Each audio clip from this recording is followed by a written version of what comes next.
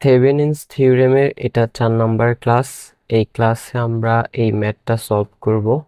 কোশ্চেনে বলছে obtain the Thevenin equivalent at terminal AB of the circuit. That means এই সার্কিটে এখানে দুইটা টার্মিনাল আছে, এ এবং বি। এই এ বি টার্মিনালের প্রেক্ষিতে আমাদের এই সার্কিটের থেভেনিন ইকুইভ্যালেন্ট সার্কিট আঁকতে হবে। আর আমরা জানি যে কোনো সার্কিটের থেভেনিন ইকুইভ্যালেন্ট সার্কিট আঁকার জন্য দুইটা জিনিস লাগে, একটা হচ্ছে আরটিএইচ আর আরেকটা হচ্ছে ভিটিএইচ, হুইচ মিনস থেভেনিনস রেজিস্ট্যান্স এবং থেভেনিনস ভোল্টেজ। তো আমরা সলিউশনে প্রথমে এই জায়গায় থেভেনিনস রেজিস্ট্যান্স আরটিএইচ বের করব। ফাইন্ডিং আরটিএইচ, আমরা জানি আরটিএইচ বের করার জন্য এই তিনটা রুলস ফলো করতে হয়, যার প্রথমটা হচ্ছে remove the branch. That means হচ্ছে আমাদের যেই সার্কিটটা, এটাই আমাদের উপরের সার্কিটটা, ওকে আমরা রিড্র করলাম এখানে। তো রিমুভ দ্য ব্রাঞ্চ মানে হচ্ছে আমাদের যেই সার্কিটটা, সেই সার্কিটের কোনো একটা ব্রাঞ্চ থাকে যেটা কারেন্ট, ভোল্টেজ অথবা অন্য যে কোনো রাশি বের করতে হয়, সেই ব্রাঞ্চটাকে রিমুভ করতে হবে। বাট এই জায়গায় এই যে এ টার্মিনাল আর বি টার্মিনাল, এই জায়গায় অলরেডি ওই ব্রাঞ্চটা রিমুভ করাই আছে। দ্যাট মিন্স 1 নাম্বার রুলসের কাজটা এখানে করাই আছে। ব্রাঞ্চটা রিমুভ করে দুইটা মুক্ত টার্মিনাল এ আর বি পেলাম। তারপর দ্বিতীয় কাজটা হচ্ছে টার্ন অফ ইন্ডিপেন্ডেন্ট সোর্সেস। এই সার্কিটে যে সকল ইন্ডিপেন্ডেন্ট সোর্স আছে সেগুলোকে টার্ন অফ করে দিতে হবে। তো দেখা যাচ্ছে এখানে একটা 3 অ্যাম্পিয়ারের কারেন্ট সোর্স আছে, আমরা এটাকে টার্ন অফ করে দিলাম।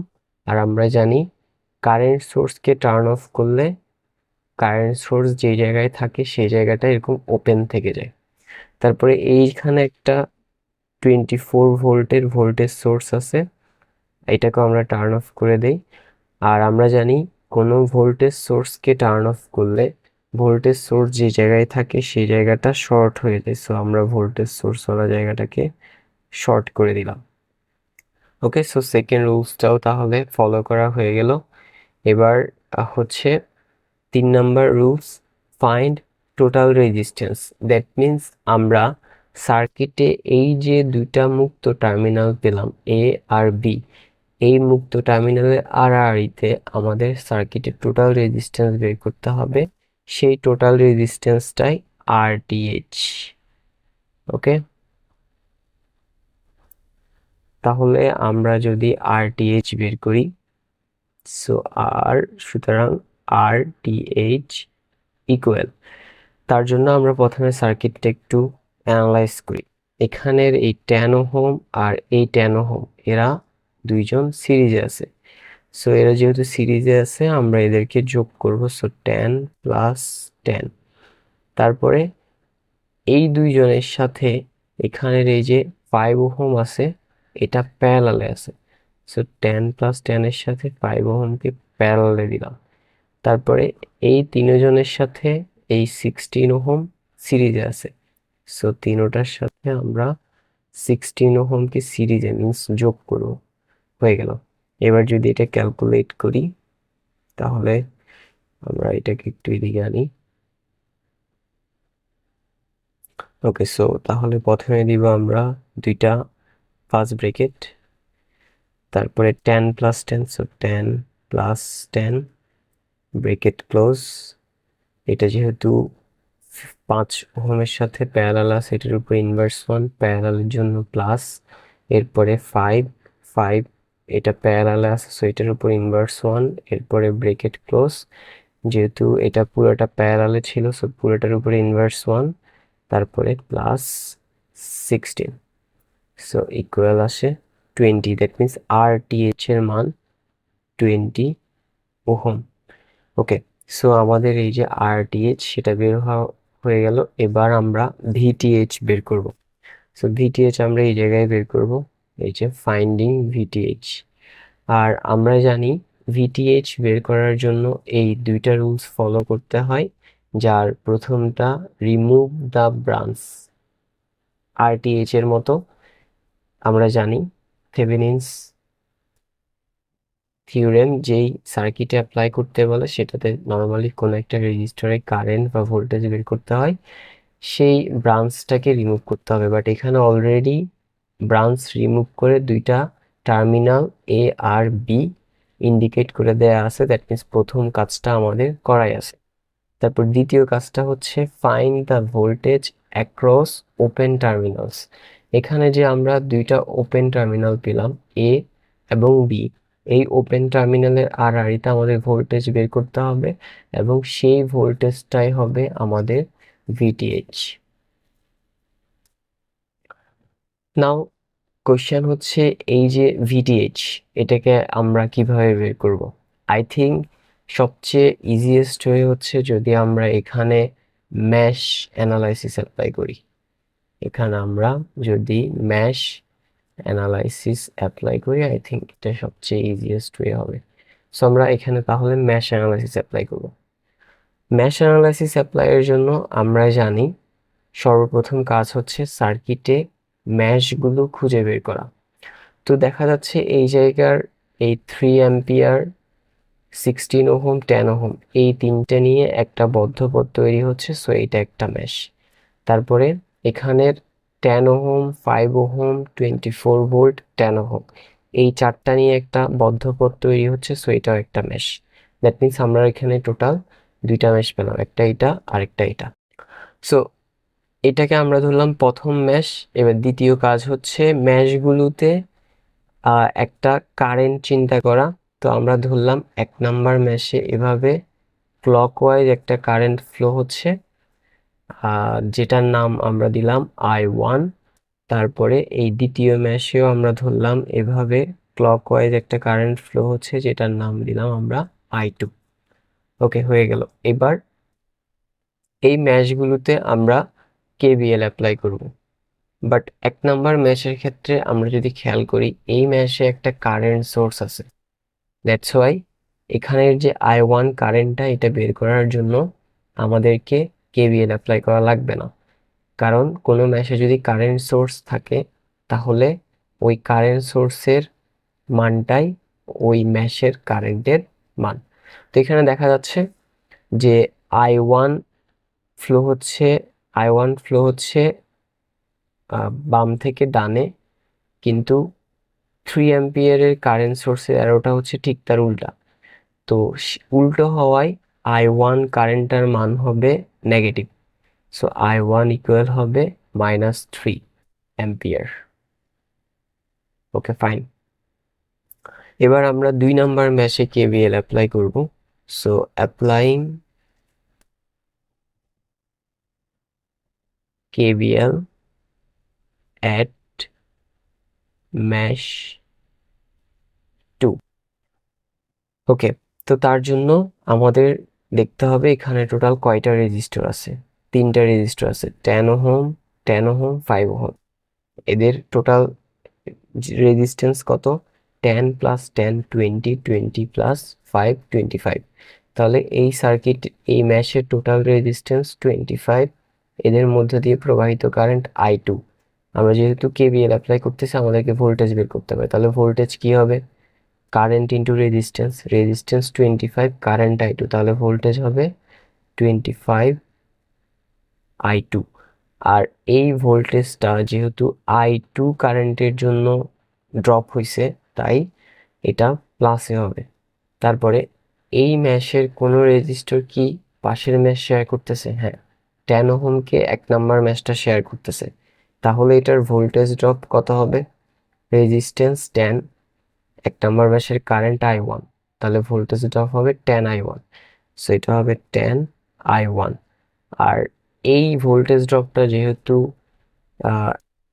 2 নাম্বার ম্যাশের কারেন্টের কারণে হয় নাই, তাই এটাকে আমরা মাইনাসে দিব। দেন এখানে দেখা যাচ্ছে লুপে একটা 24 ভোল্টের ভোল্টেজ সোর্স আছে। তো লুপ যেহেতু এদিক থেকে এইভাবে করে আসতেছে, ভোল্টেজ সোর্সের প্রথমে পাচ্ছে মাইনাস প্রান্ত, তো আমরা মাইনাস প্রান্তটাই নিব। দ্যাট মিনস -24, যেহেতু মাইনাস প্রান্তকে প্রথমে পাচ্ছে, সো -24। কেবিএল এ আমরা জানি সকল ভোল্টেজ ড্রপের যোগফল সমান 0। ওকে, দেন -10 I1 এর মান আমরা উপরে পেলাম -3, সো -3 বসালাম, +25 I2, -24 কে আমরা যদি সমান চিহ্নের ওপাশে পাঠাই তাহলে সেটা প্লাস হয়ে যাবে। -10 and -3 ইকুয়াল হবে +30, -25 I2 ইকুয়াল 24। 30 কে ওপাশে নিয়ে গেলে, আচ্ছা এটা প্লাস হবে, 30 কে ওপাশে নিয়ে গেলে সেটা মাইনাস হয়ে যাবে, সো 24 - 30, 24 থেকে -30 গেলে -6। এরপরে 25 কে ওপাশে নিয়ে গেলে সেটা ভাগে যাবে, সো I2 ইকুয়াল -6/25, -6 কে 25 দিয়ে ভাগ করলে -0.24 অ্যাম্পিয়ার। ওকে, সো আমাদের I1 I2 দুটোর কারেন্টের মানই বের হয়ে গেল। এবার আমরা যদি একটা জিনিস খেয়াল করি, আমাদের যে I1 সেটা ফ্লো হচ্ছে এভাবে ক্লকওয়াইজ, বাট এই I1 কারেন্টের মানটা নেগেটিভ আসছে। দ্যাট মিনস অ্যাকচুয়ালি কারেন্টটা ক্লকওয়াইজ ফ্লো হচ্ছে না, সেটা অ্যান্টি ক্লকওয়াইজ, মিনস এদিক থেকে ফ্লো হচ্ছে।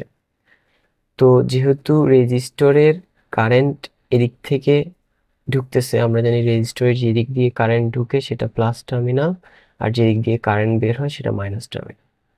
তারপরে এই যে I2 কারেন্টটা, সেটাও আমাদের যে লুপ কারেন্টটা সেটা ক্লকওয়াইজে ফ্লো হচ্ছে, কিন্তু I2 এর মানটা নেগেটিভ আসছে, এর মানে অ্যাকচুয়ালি কারেন্টটা ক্লকওয়াইজে ফ্লো হচ্ছে না, সেটা অ্যান্টি ক্লকওয়াইজ, দ্যাট মিনস এদিক থেকে ফ্লো হচ্ছে। তো এই রেজিস্টরের যেহেতু এদিক থেকে ফ্লো হচ্ছে, এই যে প্রান্ত দিয়ে কারেন্ট ঢুকবে সেটা প্লাস, যে প্রান্ত দিয়ে কারেন্ট বের হবে সেটা মাইনাস। ওকে, এবার এখানের এই যে VTH, সেই VTH এর আমরা ধরলাম উপরের প্রান্তটা প্লাস, নিচের প্রান্তটা মাইনাস, এটা সম্পূর্ণ আমাদের ইচ্ছা, আমরা যে কোনোটাকে প্লাস মাইনাস ধরতে পারবো। এই লুপে আমরা এবার একটা KVL অ্যাপ্লাই করব, সো অ্যাপ্লাই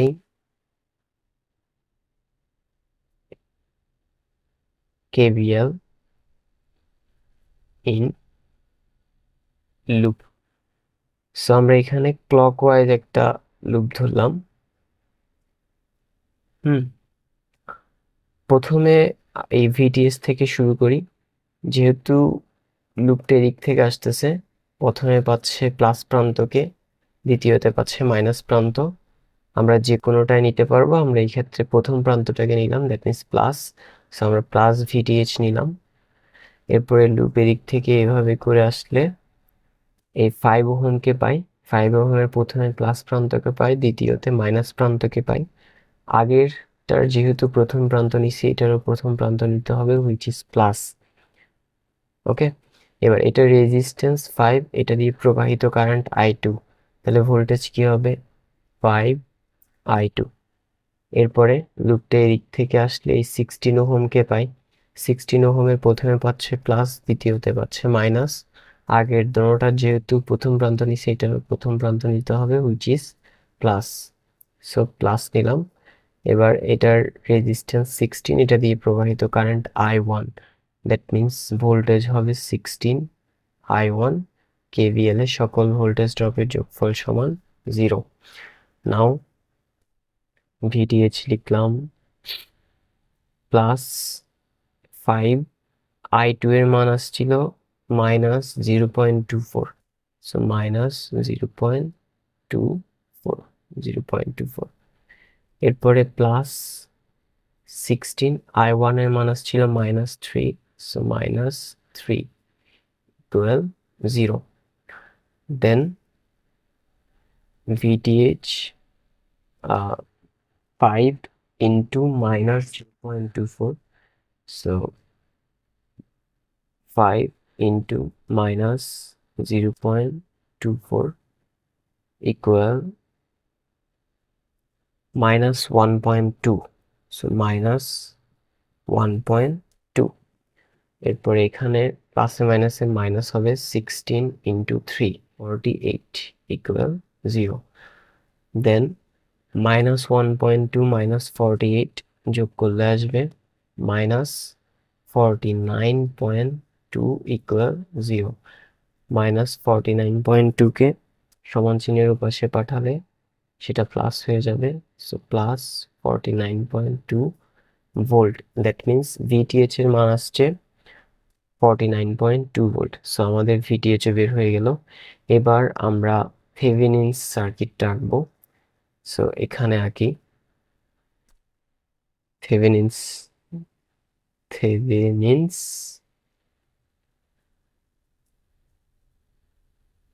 সার্কিট।